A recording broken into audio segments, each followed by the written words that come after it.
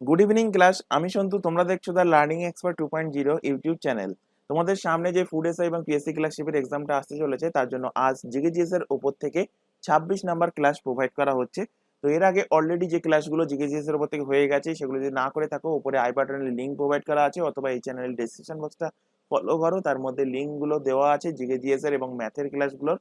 তো সেটার উপর ক্লিক করলে প্রিভিয়াস যে ক্লাসগুলো হয়ে গেছে সেগুলো তোমরা পরপর করে নিতে পারবে।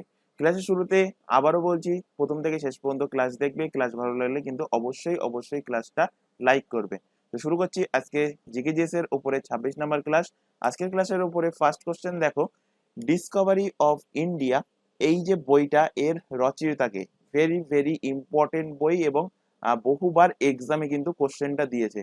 তো ডিসকভারি অফ ইন্ডিয়া এই বইটা লিখেছেন ভারতের প্রথম প্রধানমন্ত্রী জওহরলাল নেহেরু। যদি এখান থেকে কোশ্চেন দেয় যে ভারতের প্রথম প্রধানমন্ত্রী জওহরলাল নেহেরু হবে, যদি কোশ্চেন দেয় যে ভারতের প্রথম মহিলা প্রধানমন্ত্রীকে, তখন অ্যান্সার হয়ে যাবে ইন্দিরা গান্ধী। তাহলে ইন্দিরা গান্ধী কি বললাম? First female first first female prime minister of India.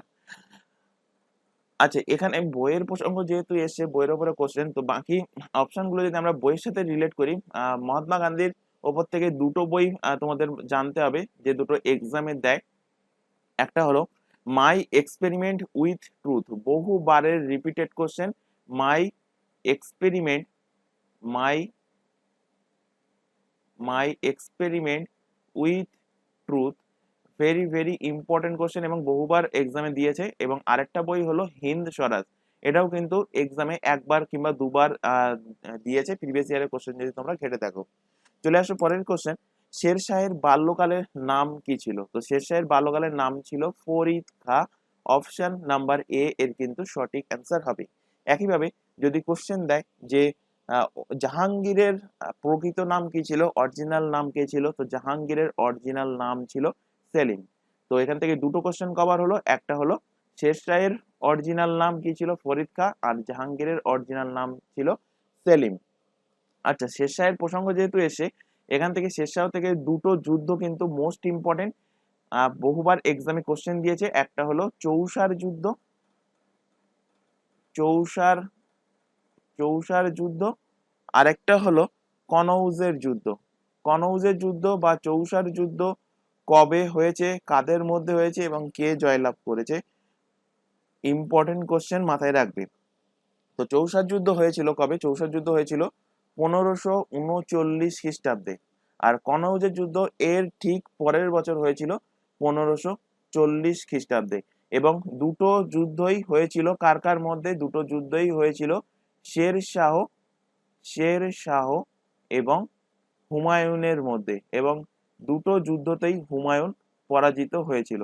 এবং কনৌজের যুদ্ধে 1540 সালে কনৌজের যুদ্ধে শের শাহ এবং হুমায়ুনের সাথে যুদ্ধের ফলে শের শাহ জয়লাভ করে শের শাহ দিল্লিতে সুর বংশের প্রতিষ্ঠা করেন এবং কিছু টাইমের জন্য মুঘল বংশকে দিল্লির মসনদ থেকে হটিয়েছিলেন।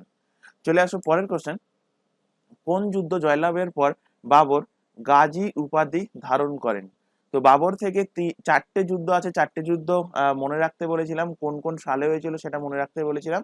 তো এখানে যে কোশ্চেনটা দিয়েছে যে কোন যুদ্ধের পর বাবর গাজী উপাধি ধারণ করেছিলেন, তো খানুয়ারের যুদ্ধের পর বাবর গাজী উপাধি ধারণ করেছিলেন। অপশন বি এর কিন্তু সঠিক অ্যান্সার।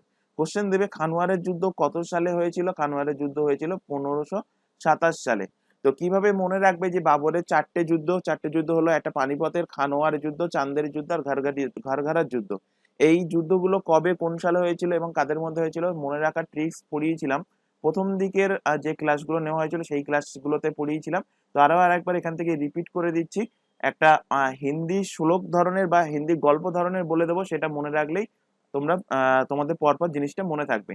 তো ভারতে যখন মুঘল সাম্রাজ্যের প্রতিষ্ঠা হয়, সেই মুঘল সাম্রাজ্যের প্রতিষ্ঠাতা হলেন বাবর। তো প্রত্যেকেই জানো আশা করি যে পানিপথের প্রথম যুদ্ধে ইব্রাহিম লোদিকে পরাজিত করে বাবর ভারতে মুঘল সাম্রাজ্যের প্রতিষ্ঠা করেন। তাহলে ফার্স্টে পানিপথের যুদ্ধ। আচ্ছা, আগে ফার্স্টে যেভাবে মনে রাখবে সেই মনে রাখার প্রসেসটা বলে দিই। তো পানিপথের যুদ্ধ কবে হয়েছিল আমরা প্রত্যেকেই জানি, 1526 খ্রিস্টাব্দে পানিপথের যুদ্ধ হয়েছিল। তো 1526 মে বাবর पानी पिया। 1527 में बाबर खाना खाया। 1528 में बाबर चांद देखा। 1529 में बाबर घर गया और 1530 में बाबर মার গায়া। এই গল্পটা এইভাবে মনে রাখতে পারো যে রাত্রে বাবর খাবার খেতে গেছে, খাবার খাওয়ার আগে বাবর কি করলো, বাবর জল খেলো অর্থাৎ পানি পিয়া। এরপর জল খাওয়ার পরে বাবর তার রাত্রে ডিনারটা কমপ্লিট করলো, খাবারটা খেলো অর্থাৎ 1527 মে বাবর খানা খায়া। খাবার খাওয়ার পর বাবর পায়চারি করতে বেরোলো, অর্থাৎ রাস্তায় যখন পায়চারি করছে আকাশের দিকে তাকিয়ে দেখলো আকাশে চাঁদ উঠেছে। তো 1528 মে বাবর চাঁদ দেখা। পায়চারি করার পরে বাবর আবার ঘরে ফিরে আসলো অর্থাৎ 1519-এ বাবর ঘর গায়া এবং ঘরে ফিরে এসে রাত্রে ঘুমানোর মধ্যে ঘুমাতে গিয়ে বাবর মারা গেল অর্থাৎ 1530 মে বাবর মার গায়া। পানিপিয়া থেকে কি পানিপথের যুদ্ধ। পানিপথের প্রথম যুদ্ধ। পানিপথের প্রথম যুদ্ধ। খানা খায়া থেকে খানুয়ার যুদ্ধ। চাঁদ দেখা থেকে চান্দেরির যুদ্ধ। ঘর গায়া থেকে ঘরঘরার যুদ্ধ। প্রত্যেকটা যুদ্ধ থেকে কোশ্চেন দেয়। ঘরঘরার যুদ্ধ কবে হয়েছিল, চান্দেরির যুদ্ধ কত সালে হয়েছিল, কার মধ্যে হয়েছিল, আর এইবার এই কোশ্চেনটাও দেয় যে বাবর কত সালে মারা গিয়েছিল। তো মার গায়া মানে বাবর মারা গিয়েছেন কবে, 1530 সালে বাবর মারা গিয়েছেন। এবার দেখো যে পানিপথের প্রথম যুদ্ধ কার মধ্যে হয়েছিল। তো পানিপথের প্রথম যুদ্ধ হয়েছিল ইব্রাহিম লোদি এবং বাবরের মধ্যে, এবং এই যুদ্ধে বাবর জয়লাভ করে। খানুয়ারের যুদ্ধ কার কার মধ্যে হয়েছিল। খানুয়ারের যুদ্ধ বাবর এবং রানা সাঙ্গা। বাবর এবং রানা সাঙ্গার মধ্যে হয়েছিল। চান্দেরির যুদ্ধ কার কার মধ্যে হয়েছিল। বাবর এবং মেদিনী রায়। বাবর এবং মেদিনী রায়ের মধ্যে হয়েছিল এবং এই যুদ্ধও বাবর জয়লাভ করে। প্রত্যেকটা যুদ্ধই কিন্তু বাবর জয়লাভ করে। আর ঘরঘরার যুদ্ধ কত সালে হয়েছিল, 1529 সালে বাবর এবং আফগান সেনাদের মধ্যে। বাবর এবং আফগান সেনাদের মধ্যে হয়েছিল ঘরঘরার যুদ্ধ এবং 1530 সালে বাবর কিন্তু মারা গিয়েছিল। আচ্ছা, এখানে প্রথম যুদ্ধ বলে দিলাম পানিপথের, ঘরঘরার যুদ্ধ, খানোয়ার যুদ্ধ বলে দিয়েছি। পানিপথের দ্বিতীয় যুদ্ধ। পানিপথের দ্বিতীয় যুদ্ধ কবে হয়েছিল এক্সাক্ট ডেট মাথায় রাখবে। পানিপথের দ্বিতীয় যুদ্ধ হয়েছিল 5 নভেম্বর 1556 সালে এবং কার কার মধ্যে হয়েছিল। এটা হয়েছিল আকবরের তরফ থেকে। কে লড়াই করেছিল, আকবরের তরফ থেকে লড়াই করেছিল আকবরের সেনাপতি বৈরাম খাঁ। তো অপশানে বৈরাম খাও থাকতে পারে, আকবরও থাকতে পারে। তো এই যুদ্ধ হয়েছিল আকবর ভার্সেস কার সাথে, হিন্দু রাজা হিমুর সাথে, এবং এই যুদ্ধে হিমু পরাজিত হয় এবং আকবর কিন্তু জয়লাভ করে। চলে আসো পরের কোশ্চেন। ভারতে কি ধরনের মুদ্রার পরিবর্তন যোগ্যতা অনুমোদিত। তো ভারতে ক্যাপিটাল অ্যাকাউন্ট, কারেন্ট অ্যাকাউন্ট। তো কারেন্ট অ্যাকাউন্টের যে মুদ্রা সেটা কিন্তু পরিবর্তন যোগ্যতা অনুমোদিত। অপশন নাম্বার বি এর কিন্তু সঠিক অ্যান্সার হবে। পরের কোশ্চেনে চলে আসো। আচ্ছা, এখানে তোমাদের একটা ছোট ইনফরমেশন প্রোভাইড করা আছে। তোমরা এখন যে চ্যানেলে ক্লাসটা করছো সেই ক্লাসটা হলো ফুড এসআই এর ক্লাস এবং এর পাশাপাশি ক্লার্কশিপের ক্লাস। এছাড়া এখানে আদার্স যে এক্সামগুলোর নাম দেখতে পাচ্ছ প্রত্যেকটা এক্সামের জন্য এই চ্যানেলে কিন্তু সম্পূর্ণ ফ্রিতে সিলেবাস ওয়াইজ লাইভ ক্লাস প্রদান করা হয়। লাইভ ক্লাস অ্যাটেন্ড না করতে পারলে ক্লাসটা থেকে যায় রেকর্ডেড ফরম্যাটে, সুতরাং পরবর্তীতে তোমরা ক্লাসগুলো দেখতে পারবে। এছাড়া এখানে এই চ্যানেলে যে এক্সামগুলোর নাম তোমরা দেখতে পাচ্ছ প্রত্যেকটা এক্সামের জন্য আলাদা আলাদা হোয়াটসঅ্যাপ ব্যাচ আমাদের ক্রিয়েট করা আছে। এই ব্যাচে অ্যাড হওয়ার একটাই বেনিফিট যে কখন কোন ক্লাস হবে, কোন দিন কোন ক্লাস হবে, বা ক্লাসের লিঙ্ক প্রোভাইড করা, বা এক্সাম ওরিয়েন্টেড কোনো ইনফরমেশন কবে অ্যাডমিট কার্ড দেবে বা কোনো নোটিফিকেশন বেরোলে সমস্ত কিছুই জানানো হয় হোয়াটসঅ্যাপ ব্যাচে। তো সেই হোয়াটসঅ্যাপ ব্যাচে অ্যাড হওয়ার জন্য নিচে যে হোয়াটসঅ্যাপ নাম্বার দেখতে পাচ্ছ এই নাম্বারে আমাদেরকে হোয়াটসঅ্যাপে ইনফর্ম করো, তাহলে তোমাদের রিকোয়ারমেন্ট অনুযায়ী নির্দিষ্ট ব্যাচে কিন্তু অ্যাড করিয়ে নেওয়া হবে। এছাড়া এখানে আরো আরেকটা ইনফরমেশন দেওয়ার আছে, তোমরা এখন যে চ্যানেলে ক্লাসটা করছো চ্যানেলের নাম হলো দ্য লার্নিং এক্সপার্ট 2.0। এই চ্যানেলেই প্রত্যেকটা এক্সামের জন্য জিকে জিএস এর ক্লাস, কারেন্ট অ্যাফেয়ার্স এর ক্লাস, রিজনিং এর ক্লাস অ্যান্ড ইংলিশের ক্লাস পেয়ে যাবে এই চ্যানেল থেকে। এবং এর পাশাপাশি ফুড এসআই স্পেশাল এবং তোমাদের ক্লার্কশিপ স্পেশাল ম্যাথের যে টার্গেট ব্যাচটা, সেই টার্গেট ব্যাচটাও কিন্তু এই চ্যানেলে চলছে। এছাড়া বাকি সমস্ত ম্যাথের ক্লাস, বাকি সমস্ত এক্সামের জন্য ম্যাথের ক্লাস চলছে আমাদের আরেকটা channel maths by Santu sir এই চ্যানেলে। তাই প্রত্যেককে বলছি চ্যানেল দুটোকে সাবস্ক্রাইব করে রাখো এবং তোমাদের সামনে যে এক্সাম গুলো আসতে চলছে তার জন্য এই দুটো চ্যানেল থেকে সম্পূর্ণ ফ্রিতে প্রিপারেশন গুলো তোমরা নিতে থাকো। চলে আসো পরের কোশ্চেন, ভারতে মাথাপিছু আয় গণনা করতে কোন ভিত্তি বছর ব্যবহার করা হয়? Important question. আর লাস্ট তোমাদের এই কোশ্চেনটা দিয়েছিল এসএসসির এক্সামে। তো কোন বছরের আয়ের ভিত্তিতে এই গণনাটা করা হয়, মাথাপিছু আয়ের গণনা? এটা করা হয় 2011-12 সালের ভিত্তিতে ভারতে মাথাপিছু আয়ের গণনাটা করা হয়। তো অপশন সি এর কারেক্ট অ্যান্সার। পরের কোশ্চেন চলে আসো, তারাপীঠ কোন নদীর তীরে অবস্থিত? তো তারাপীঠ অবস্থিত দ্বারকা নদীর তীরে। চলে আসো পরের কোশ্চেন, ভারতের জলসেচের সর্ববৃহৎ উৎস কি? Important question. খুব সম্ভবত কোন একটা পুলিশের এক্সাম নেওয়া হলে এটা ডব্লিউবিসিএস এর এক্সামে দিয়েছিল, খেয়াল আসছে না। তো যাই হোক, ভারতের জলসেচের সর্ববৃহৎ যে উৎস সেটা কি? সেটা হলো কূপ ও নলকূপ। অপশন নাম্বার বি এর কিন্তু সঠিক অ্যান্সার হবে।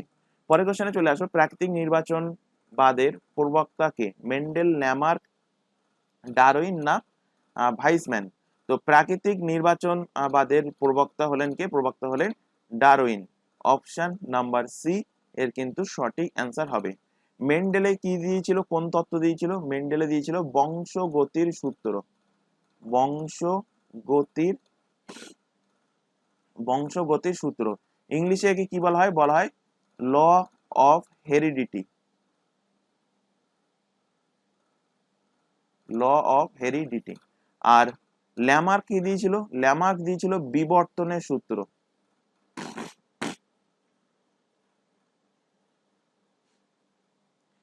অর্থাৎ theory of evolution. Theory of evolution. চলে আসো পরের কোশ্চেন, আরবিআই এর প্রথম গভর্নর ছিলেন কে? এই কোশ্চেনটা কিন্তু বহুবার পড়ানো হয়েছে এবং ইম্পর্টেন্ট কোশ্চেন। আরবিআই এর প্রথম গভর্নর ছিলেন ওসবর্ন স্মিথ। যদি কোশ্চেন দিত আরবিআই এর প্রথম ভারতীয় governor, first Indian governor of RBI, তখন অ্যান্সার হবে CD Deshmukh. RBI first Indian governor of RBI যদি বলে তখন অ্যান্সার হবে সিডি দেশমুখ। আর ফার্স্ট গভর্নর যদি বলে তখন হবে ওসবর্ন স্মিথ। আচ্ছা, আরবিআই এর প্রসঙ্গ যেহেতু এসেছে, আরবিআই থেকে কিছু ফ্যাক্ট এখান থেকে রিলেট করাবো, যদিও এগুলো আগে পড়ানো হয়ে গেছে, আরো আরেকবার এখান থেকে রিভাইজ হয়ে যাবে। আরবিআই এর ফুল ফর্ম হলো reserve bank of India. RBI establish কবে হয়? একদম এক্সাক্ট ডেট মুখস্থ রাখতে বলেছিলাম। আরবিআই ইস্টাবলিশ হয় 1 এপ্রিল 1935 সালে। 1935 সালে আরবিআই যখন এস্টাবলিশ হয়েছিল, আরবিআই হেডকোয়ার্টার কোথায় ছিল? আরবিআই হেডকোয়ার্টার ছিল কোথায়? ক্যালকাটাতে আরবিআই হেডকোয়ার্টার ছিল। এর জাস্ট 2 বছর পরে অর্থাৎ 1937 সালে এই হেডকোয়ার্টার শিফট হয়। শিফট হয়ে এই হেডকোয়ার্টার এখন বা সেই শিফট হয়েছিল কোথায়? শিফট হয়েছিল মুম্বাইতে। অর্থাৎ এখন বর্তমানে আরবিআই হেডকোয়ার্টার কোথায়? বর্তমানে আরবিআই হেডকোয়ার্টার মুম্বাইতে অবস্থিত।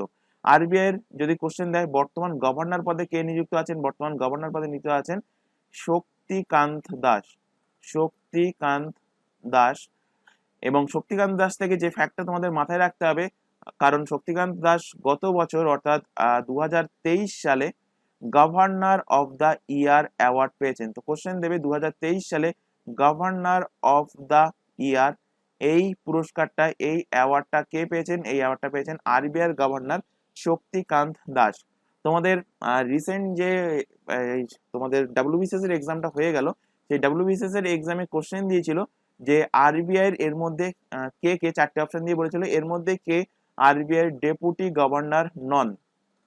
তো ডেপুটি গভর্নর কে কে আছেন তাদের নামটাও তোমাদের জানতে হবে। তো ডেপুটি গভর্নর পদে 4 জন আছেন। কে কে? একজন হলেন এম রাজেশ্বর রাও। এম রাজেশ্বর রাও। একজন হলেন স্বামীনাথন,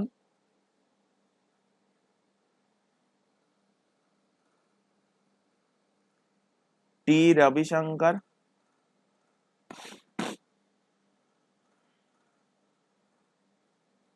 আর এমডি পাত্র। এমডি পাত্র। তাহলে ডেপুটি গভর্নর কে কে আছেন এখন? এম রাজেশ্বর রাও, এস স্বামীনাথন, টি রবিশঙ্কর আর এমডি পাত্র। আর গভর্নর পদে আছেন কে? শক্তিকান্ত দাস। আচ্ছা, এখান থেকে আরেকটা কোশ্চেন দেবে যে আরবিআই এর যে গঠন হয়েছিল, এই আরবিআই এর গঠনের জন্য সুপারিশ করেছিল কোন কমিশন? তো সুপারিশ করেছিল Hilton Hilton young commission. Hilton young কমিটির সুপারিশে আরবিআই এর গঠন হয়েছিল। চলে আসো পরের কোশ্চেন। ভোপাল দুর্ঘটনার জন্য নিচের কোনটি দায়ী, অর্থাৎ কোন গ্যাস দায়ী? তো ভোপাল দুর্ঘটনার জন্য এমআইসি দায়ী। এটাও কিন্তু অলরেডি তোমাদের পড়ানো হয়ে গেছে। এমআইসি এর ফুল ফর্ম কি? ফুল ফর্ম হলো মিথাইল আইসোসায়ানেট। এমআইসি এর ফুল ফর্ম কি? অনেক সময় ফুল ফর্ম জানতে চাই। Methyl isocyanate. তো এমআইসি গ্যাসের জন্য ভোপালে যে গ্যাস দুর্ঘটনা হয়েছিল সেটা কোন গ্যাসের জন্য? এমআইসি গ্যাসের জন্য। কবে হয়েছিল কোশ্চেনটা জানতে চাই। ম্যাক্সিমাম এক্সামে কোশ্চেন দিয়েছিল যে কত সালে ভোপাল গ্যাস দুর্ঘটনা হয়।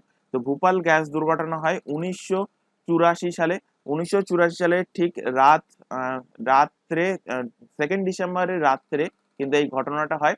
তো অনেক বইতে পাবে 2 ডিসেম্বর, অনেক বইতে থাকে 3 ডিসেম্বর। তো সেটা না মনে রাখলে হবে, এক্সাক্ট কোন সালে হয়েছিল সেটা মাথায় রাখবে যে 1984 সালে ভোপাল গ্যাস দুর্ঘটনা হয়েছিল। চলে আসো পরের কোশ্চেন। বিরূপাক্ষ মন্দিরটা কে নির্মাণ করেন? তো বিরূপাক্ষ যে মন্দির এটা নির্মাণ করেন দ্বিতীয় দেব রায়। অপশন নাম্বার ডি এর কিন্তু সঠিক অ্যান্সার হবে। তো কর্ণাটকের হাম্পিতে অবস্থিত এই বিরূপাক্ষ মন্দির। কোথায়? হাম্পি অবস্থিত। হাম্পি কোথায়? হাম্পি কর্ণাটকে। এবং 1986 সালে 1986 সালে এই বিরূপাক্ষ মন্দিরটা ইউনেস্কো ওয়ার্ল্ড হেরিটেজ সাইটে তকমা পেয়েছিল। এবং এটা বিজয়নগর সাম্রাজ্যের দ্বিতীয় দেবরায়ের শাসনে নির্মিত হয়েছিল। এবং মন্দিরটা কার উদ্দেশ্যে বানানো হয়েছে? কোন ভগবানের উদ্দেশ্যে? তো শিবের উদ্দেশ্যে এই মন্দিরটা কিন্তু বানানো হয়েছে। চলে আসো পরের কোশ্চেন। ভারতের স্বাধীনতা আইন পাস হয় কবে? ভেরি ভেরি ইম্পর্টেন্ট কোশ্চেন, এবং ম্যাক্সিমাম ক্যান্ডিডেট ভুল করে এটা 15 আগস্ট 1947 মেরে আসে, অ্যান্সার হয়ে যায় ভুল। ভারতের স্বাধীনতা হয়েছে কবে জানতে চাইনি, জানতে চাইছে স্বাধীনতা আইন কবে পাস হয়েছে। তো ভারতের স্বাধীনতা আইন পাস হয় 18 জুলাই 1947 সালে। অপশন নাম্বার এ এর কিন্তু সঠিক অ্যান্সার হবে। এই স্বাধীনতা আইন অনুসারে 14 আগস্ট অর্থাৎ 14 আগস্ট পাকিস্তান স্বাধীন হয়। এবং এর জাস্ট পরের দিন 15 আগস্ট আমাদের ভারত অর্থাৎ ইন্ডিয়া স্বাধীন হয়। এবং পাকিস্তানের যদি কোশ্চেন দেয় এখান থেকে আরেকটা কোশ্চেন রিলেট করিয়ে দিই যে পাকিস্তানের ফার্স্ট গভর্নর কে ছিলেন? স্বাধীন পাকিস্তানের প্রথম গভর্নর,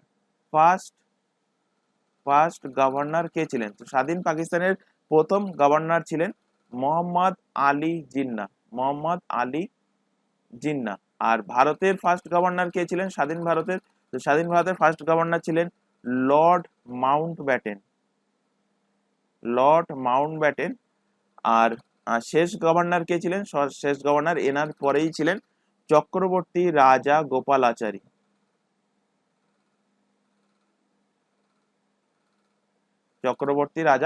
গোপালাচারী। চলে আসো পরের কোশ্চেনে। রাজ্যপালের বেতন এবং তাদের যে ভাতা, এটা কোথা থেকে দেওয়া হয়? কোন ফান্ড থেকে দেওয়া হয়? তো রাজ্যপালের যে বেতন বা ভাতা এটা দেওয়া হয় রাজ্য সরকারের যে সঞ্চিত তহবিল থাকে, সেই সঞ্চিত তহবিল থেকে প্রোভাইড করা হয়। অপশন নাম্বার সি এর কিন্তু সঠিক অ্যান্সার হবে। আচ্ছা, এখান থেকে দুটো আর্টিকেল রিলেট করাবো। যে আর্টিকেল নাম্বার 153 অনুযায়ী প্রত্যেকটা রাজ্যে একজন করে রাজ্যপাল থাকবে। কোশ্চেনটা কিন্তু এক্সামে দিয়েছিল যে কোন আর্টিকেল অনুযায়ী বলা হয়েছে যে প্রতিটা রাজ্যে অন্তত একজন করে রাজ্যপাল থাকবে। তো এটা বলা হয়েছে আর্টিকেল নাম্বার 153-তে। আর আর্টিকেল নাম্বার 155-তে বলা হয়েছে যে রাষ্ট্রপতি রাজ্যপালকে অ্যাপয়েন্ট করবে, অর্থাৎ রাজ্যপালের গভর্নরের অ্যাপয়েন্ট এটা বলা হয়েছে কোন আর্টিকেলে? 155 নম্বর আর্টিকেলে। এবং এখানে বলা হয়েছে গভর্নর কে নিযুক্ত করবে, কে অ্যাপয়েন্ট করবে ভারতের যিনি প্রেসিডেন্ট আছেন, ভারতের যিনি রাষ্ট্রপতি আছেন। চলে আসো পরের কোশ্চেনে। রাওলাট কমিটিতে কতজন সদস্য ছিল? Important question. তো রাওলাট কমিটিতে সদস্য সংখ্যা ছিল 6 জন। অপশন নাম্বার সি এর কিন্তু সঠিক অ্যান্সার। 1919 সালে 19 মার্চে আনার্শিয়াল অ্যান্ড রিভলিউশনারি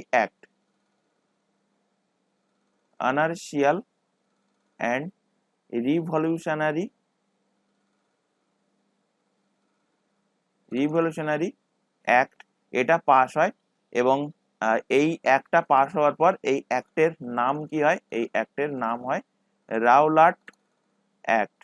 তাহলে রাওলাট অ্যাক্ট কবে পাস হয়? রাওলাট অ্যাক্ট পাস হয়, এক্সাক্ট ডেট মাথায় রাখবে, 19 মার্চ 1919 সালে। এই রাওলাট অ্যাক্টকে কি বলা হয়? রাওলাট অ্যাক্টকে বলা হয় বিনা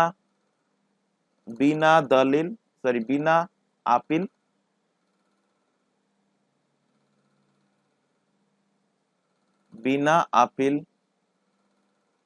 বিনা দলিল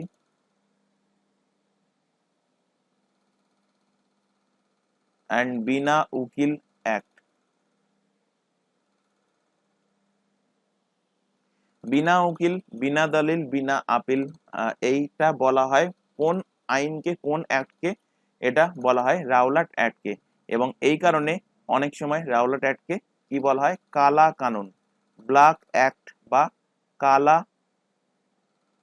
কানুন বা ব্ল্যাক অ্যাক্ট বলা হয় এই রাওলাট অ্যাক্টকে। কারণ এই রাওলাট অ্যাক্টের মাধ্যমে কাউকে কোনো ইনফরমেশন না দিয়ে বা তাকে কোনো দলিল না দিয়ে তাকে অ্যারেস্ট করা হতো, এবং অ্যারেস্ট করার পর তার জন্য কোনো উকিল অ্যাপয়েন্ট করা হতো না, এবং তার কোনো কথাই কিন্তু শোনা হতো না। সেই কারণে এই অ্যাক্টকে বলা হয় কি? এই অ্যাক্টকে ব্ল্যাক অ্যাক্ট নামে বা অর্থাৎ কালা কানুন নামে আখ্যা দেওয়া হয়েছিল। এবং এই অ্যাক্ট দ্বারা, রাওলাট অ্যাক্ট দ্বারা কাকে গ্রেপ্তার করা হয়েছিল? প্রথম গ্রেপ্তার করা হয়েছিল সইফুদ্দিন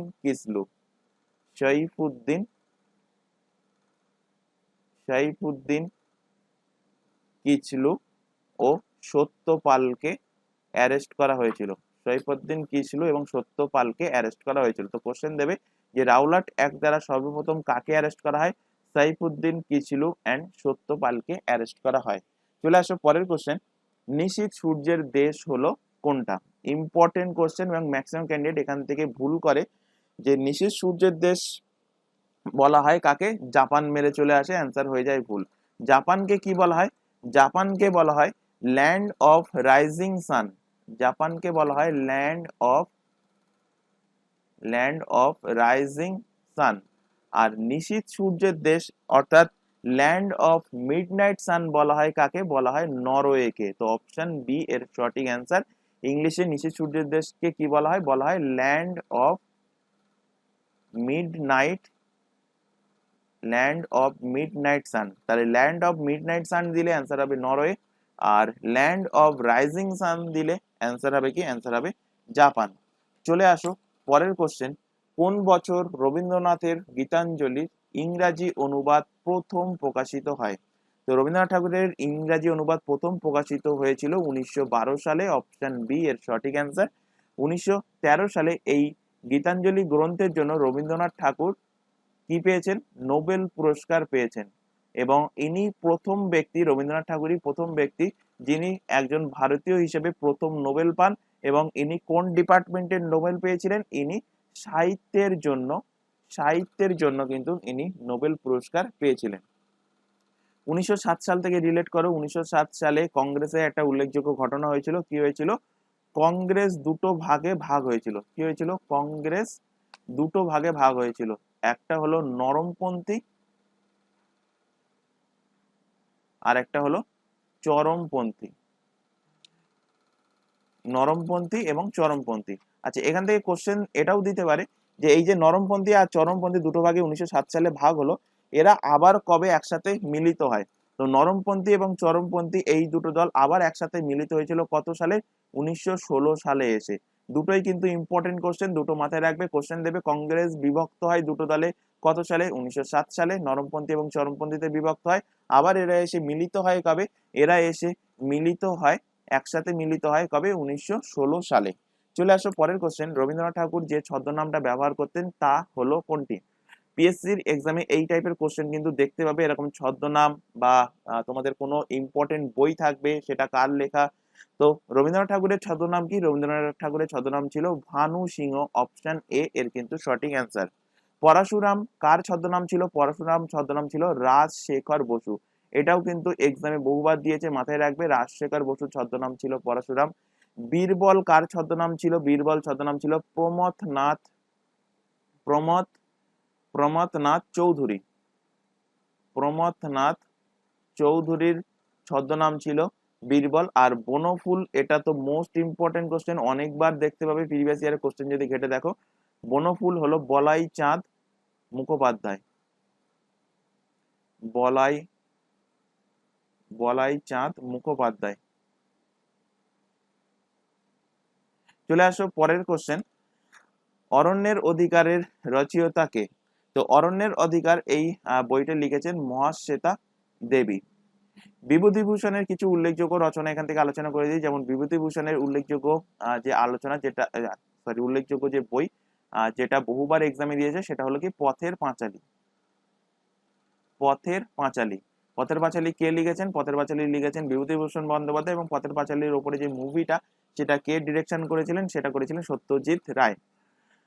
পথের পাঁচালী ছাড়া বিভূতিভূষণের আরো ফেমাস যে বই, সেটা হলো আরণ্যক, ইছামতি, চাঁদের পাহাড়।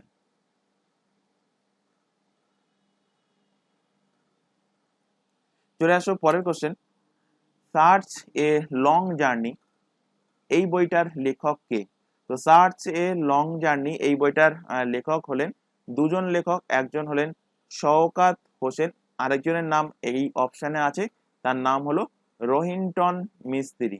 তাহলে আরেকজনকে, একজন হলেন রোহিন্টন মিস্ত্রি, আরেকজনের নাম বললাম শওকত হোসেন।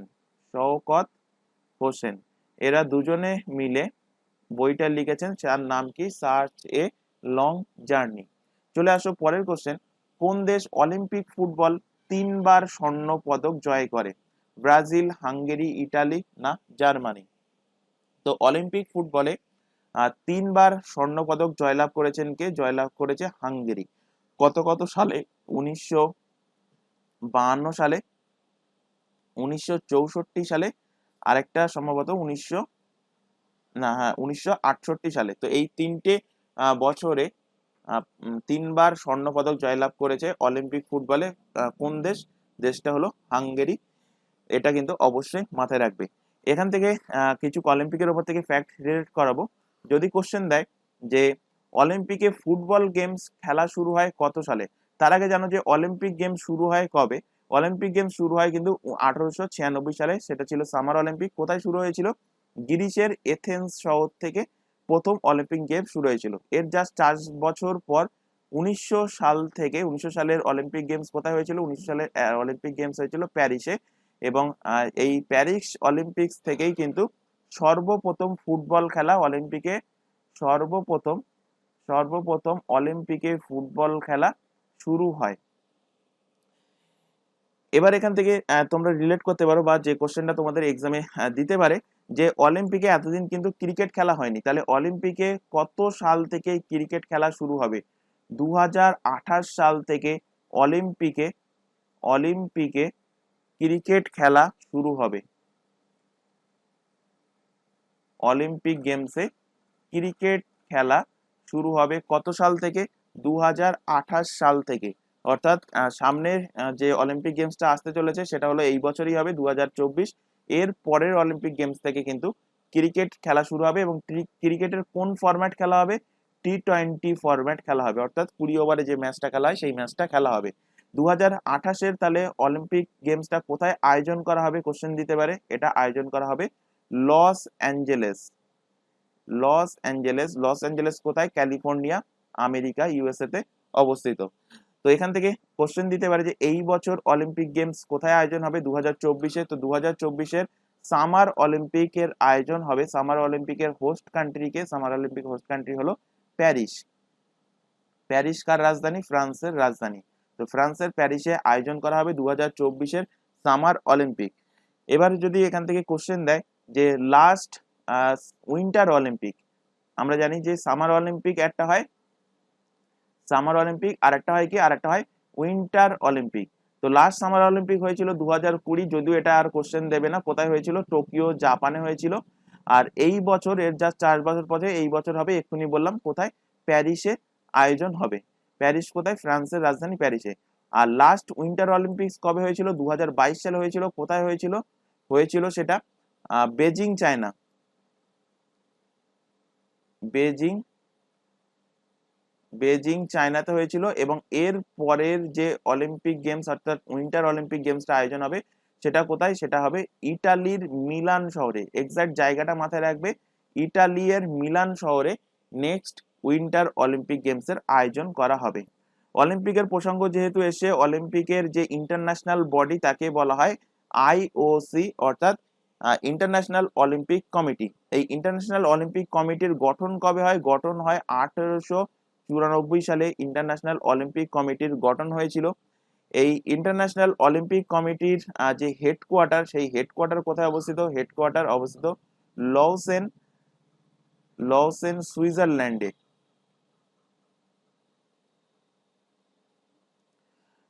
ইন্টারন্যাশনাল অলিম্পিক কমিটির বর্তমান যিনি প্রেসিডেন্ট পদে নিযুক্ত আছেন তার নাম কি? তার নাম হলো Thomas Thomas back. Thomas back বর্তমান প্রেসিডেন্ট পদে নিযুক্ত আছেন। আর এখানে ইন্টারন্যাশনাল অলিম্পিক কমিটির প্রসঙ্গ যেহেতু এসে, তাহলে ভারতের অলিম্পিক কমিটি কে কি বলা হয়? ভারতের অলিম্পিক কমিটিকে বলা হয় আইওএ, অর্থাৎ ইন্ডিয়ান অলিম্পিক অ্যাসোসিয়েশন। এই ইন্ডিয়ান অলিম্পিক অ্যাসোসিয়েশনের যে এস্টাবলিশ হয় কবে হয়েছিল? 1927 সালে। এবং এর বর্তমান যিনি প্রেসিডেন্ট পদে নিযুক্ত আছেন, বা এখান থেকে কোশ্চেন এইভাবে দিতে পারে যে ইন্ডিয়ান অলিম্পিক অ্যাসোসিয়েশনের প্রথম মহিলা প্রেসিডেন্ট কে? তার নাম হলো পিটি উষা, এবং ইনি এখন বর্তমান কিন্তু প্রেসিডেন্ট পদে নিযুক্ত আছেন। তো মাথায় রাখবে, ইনি কিন্তু প্রথম মহিলা প্রেসিডেন্ট ইন্ডিয়ান অলিম্পিক অ্যাসোসিয়েশনে। আচ্ছা, অলিম্পিক থেকে আরেকটা কোশ্চেন তোমাদের দেয়, সেটা কি? সেটা হলো রিং থেকে কোশ্চেন। অলিম্পিকের রিং দেখবে 5টা রিং থাকে, 5টা রিং 5 রকম কালারের থাকে। তো এখান থেকে তোমাদের কোশ্চেন দেবে যে ব্লু রিং কোন কন্টিনেন্টকে, কোন মহাদেশকে নির্দেশ করে। অথবা এখান থেকে এরকম কোশ্চেনও দেখা গিয়েছে প্রিভিয়াস ইয়ারে যে অলিম্পিকের যে 5টা রিং, 5টা কালারের রিং, এই 5টা কালারের রিং কাকে ডিনোট করে? কোনো দেশকে ডিনোট করে, কোনো মহাদেশকে ডিনোট করে, কোনো মহাসাগরকে ডিনোট করে, এইভাবে কিন্তু অপশন থাকে। তো অ্যান্সার কি হবে? কন্টিনেন্ট, অর্থাৎ মহাদেশকে ডিনোট করে। তো কোন কোন কালার কোন কোন কন্টিনেন্টকে ডিনোট করে সেটা আমি এখান থেকে রিলেট করাচ্ছি। ব্লু কালার ডিনোট করে ইউরোপ মহাদেশকে। ইয়েলো কালার ডিনোট করে আমাদের মহাদেশ এশিয়াকে, অর্থাৎ ভারত যে মহাদেশে আছে এশিয়াকে ডিনোট করে ইয়েলো কালার। ব্ল্যাক কালার মনে রাখা সব থেকে সহজ, যে পৃথিবীর মধ্যে কোন কন্টিনেন্টে সব থেকে কালো মানুষ পাওয়া যায়? পাওয়া যায় আফ্রিকাতে। তো আফ্রিকাতে আফ্রিকাকে ডিনোট করে কোন কালার?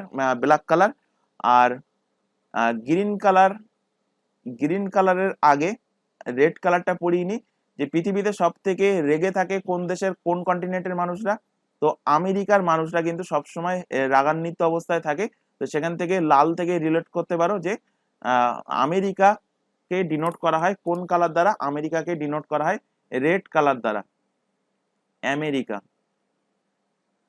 আর গ্রিন কালারকে ডিনোট করা হয় কোন কন্টিনেন্টকে? এটা ডিনোট করা হয় অপশনে যদি অস্ট্রেলিয়া থাকে অস্ট্রেলিয়া মারবে, বা ওশিয়ানিয়া যদি থাকে ওশিয়ানিয়া মারবে। তো ওশিয়ানিয়াকে ডিনোট করা হয় গ্রিন কালার দ্বারা। তাহলে ব্লু কালার দিয়ে ডিনোট করা হয় ইউরোপ মহাদেশকে, ইয়েলো কালার দিয়ে এশিয়াকে, ব্ল্যাক দিয়ে আফ্রিকাকে, গ্রিন দিয়ে ওশিয়ানিয়া, আর রেড দিয়ে আমেরিকাকে। চলে আসো পরের কোশ্চেন, কবে সারা দেশ জুড়ে ন্যাশনাল ম্যাথমেটিক্স ডে পালন করা হয়? তো ন্যাশনাল ম্যাথমেটিক্স ডে পালন করা হয় 22 ডিসেম্বর, অপশন নাম্বার সি এর কিন্তু সঠিক অ্যান্সার হবে। তো এটা কার উপলক্ষে পালন করা হয়? রামানুজের উপলক্ষে। রামানুজ, রামানুজানের উপলক্ষে এই ন্যাশনাল ম্যাথমেটিক্স ডে পালন করা হয়। আচ্ছা, এখান থেকে এই রামানুজান থেকে দুটো কোশ্চেন। রামানুজানের মূর্তি দু জায়গায় দু রকম নাম আছে। একটা মূর্তি কি? একটা মূর্তি হলো স্ট্যাচু অফ ইকুয়ালিটি। কোশ্চেন দেবে যে স্ট্যাচু অফ ইকুয়ালিটি কোথায় অবস্থিত, বা স্ট্যাচু অফ ইকুয়ালিটি কার মূর্তি। স্ট্যাচু অফ ইকুয়ালিটি এটা হলো রামানুজানের মূর্তি, এবং এটা কোথায় অবস্থিত? এটা হায়দ্রাবাদে অবস্থিত, হায়দ্রাবাদে অবস্থিত। আর একটা মূর্তি সেটা অবস্থিত কোথায় রামানুজানের? সেটা অবস্থিত জম্মু অ্যান্ড কাশ্মীরে। জম্মু অ্যান্ড কাশ্মীরের কোথায়? জম্মু অ্যান্ড কাশ্মীরের শ্রীনগরে অবস্থিত, এবং এই স্ট্যাচুর নাম কি? Statue of piece. তো কোশ্চেন দেবে যে স্ট্যাচু অফ পিস কার মূর্তি? সেটাও কিন্তু রামানুজানের মূর্তি, এবং এনার স্মরণেই, এনার উপলক্ষেই ন্যাশনাল ম্যাথমেটিক্স ডে পালন করা হয়। চলে আসো পরের কোশ্চেন। সিআইএসআর অর্থাৎ সেন্ট্রাল ইলেকট্রোকেমিক্যাল রিসার্চ ইনস্টিটিউটের ডিরেক্টর পদে সম্প্রতি কে নিযুক্ত হলেন? তো নিযুক্ত হয়েছেন কে? নিযুক্ত হয়েছেন কে রামেশ। অপশন নাম্বার সি এর সঠিক অ্যান্সার। শশীধর জগদীশন, এটা কিন্তু অলরেডি পড়িয়েছি। ইনি এইচডিএফসি ব্যাংকের বর্তমান সিও পদে অর্থাৎ চিফ এক্সিকিউটিভ অফিসার পদে কিন্তু নিযুক্ত আছেন। চলে আসো পরের কোশ্চেন। সাম্প্রতি কোন রাজ্য বা কেন্দ্রশাসিত অঞ্চলে নববর্ষ উদযাপন উপলক্ষে লুসার ফেস্টিভ্যাল পালন করা হয়? তো লুসার ফেস্টিভ্যাল এটা পালন করা হয় নববর্ষ উপলক্ষে। খেয়াল রাখবে কি বললাম, নববর্ষ উদযাপন উপলক্ষে লুসার ফেস্টিভ্যাল পালন করা হয় লাদাখ এবং জম্মু কাশ্মীরে। এছাড়া লুসার ফেস্টিভ্যাল কিন্তু আরো অনেক স্টেটেই পালন করা হয়, কিন্তু নববর্ষ উদযাপন উপলক্ষে পালন করা হয় কোথায়? লাদাখ এবং জম্মু কাশ্মীরে। আচ্ছা, এখান থেকে কিছু ইম্পর্টেন্ট তোমাদের উৎসব আমি রিলেট করাবো যেগুলো এক্সামে দেয়। তো এগুলো অবশ্যই অবশ্যই কিন্তু খাতায় নোট ডাউন করবে এবং জিনিসটা মুখস্থ করবে। অন্ধ্রপ্রদেশ, শর্টে লিখলাম এপি, তোমরা ফুল নাম লিখবে অন্ধ্রপ্রদেশ, না হলে গুলিয়ে যাবে অন্ধ্রপ্রদেশ আর অরুণাচল প্রদেশের মধ্যে। অন্ধ্রপ্রদেশের ফেমাস যে উৎসব সেটা কি? সেটা হলো উগাডি। অন্ধ্রপ্রদেশের পরে চলে আসো আসাম। আসামের যে ফেমাস উৎসব, যেটা বহুবার কোশ্চেনে রিপিট হয়েছে, সেটা কি? সেটা হলো বিহু। এই বিহুর আগে যাই লেখা থাকুক না কেন, কাটি বিহু হোক বা ভোগালী বিহু হোক, যাই থাকুক না কেন, অ্যান্সার হবে কি? অ্যান্সার হবে আসাম। বিহু হলো আসামের উৎসব। এছাড়া আরেকটা মেলা হয় আসামে, সেটা কি? অম্বুবাচী মেলা। অম্বুবাচী মেলা এটা হয় কোথায়? আসামে। চলে আসো পরের স্টেট বিহার। বিহারের ফেমাস উৎসব হলো ছট পূজা। ছট পূজা হলো বিহারের ফেমাস উৎসব। চলে আসো পরের স্টেট ছত্তিশগড়। ছত্তিশগড়, ছত্তিশগড়ের ফেমাস উৎসব কি? ফেমাস উৎসব হলো বাস্তার। বাস্তার হলো ছত্তিশগড়ের ফেমাস ফেস্টিভ্যাল বা ফেমাস উৎসব। চলে আসো গোয়াতে। গোয়াতে সর্বপ্রথম পার্পেল ফেস্টিভ্যালের আয়োজন করা হয়েছে। তো কোশ্চেন দিয়েছিল তোমাদের যে পার্পেল ফেস্টিভ্যাল কোথায় আয়োজন করা হয়েছিল? পার্পেল ফেস্টিভ্যাল আয়োজন করা হয়েছিল গোয়াতে। চলে আসো পরের স্টেট হরিয়ানা। হরিয়ানা, হরিয়ানাতে বৈশাখী উৎসব। বৈশাখী উৎসব, বৈশাখী উৎসবের আয়োজন করা হয়েছিল হরিয়ানাতে। তো তোমরা হয়তো পড়েছো 1919 সালে যে জালিয়ানওয়ালাবাগের হত্যাকাণ্ড হয়েছিল, সেই জালিয়ানওয়ালাবাগের হত্যাকাণ্ড কোথায়? অমৃতসরে, পাঞ্জাবের অমৃতসরে হয়েছিল। এবং পাঞ্জাবের অমৃতসরে যে হত্যাকাণ্ড হয়েছিল, সেই হত্যাকাণ্ডের আগে যে মানুষ জমায়েত হয়েছিল, সেটা কোন উৎসব উপলক্ষে? নতুন ফসল ওঠার উপলক্ষে বৈশাখী উৎসবে, বৈশাখ মাসের প্রথম দিনেই কিন্তু তারা এই উৎসবটা পালন করেছিল। এখান থেকে আর পরের স্টেটে চলে আসো কেরালা, যেটা মোস্ট ইম্পর্টেন্ট এবং বহুবার এক্সামে দিয়েছে। কেরালার ফেমাস উৎসব কি? ফেমাস উৎসব হলো ওনাম। চলে আসো মধ্যপ্রদেশ। মধ্যপ্রদেশের দুটো আছে, দুটো না, একটাই মাথায় রাখো, খাজুরাহো ফেস্টিভ্যাল। খাজুরাহো ফেস্টিভ্যাল,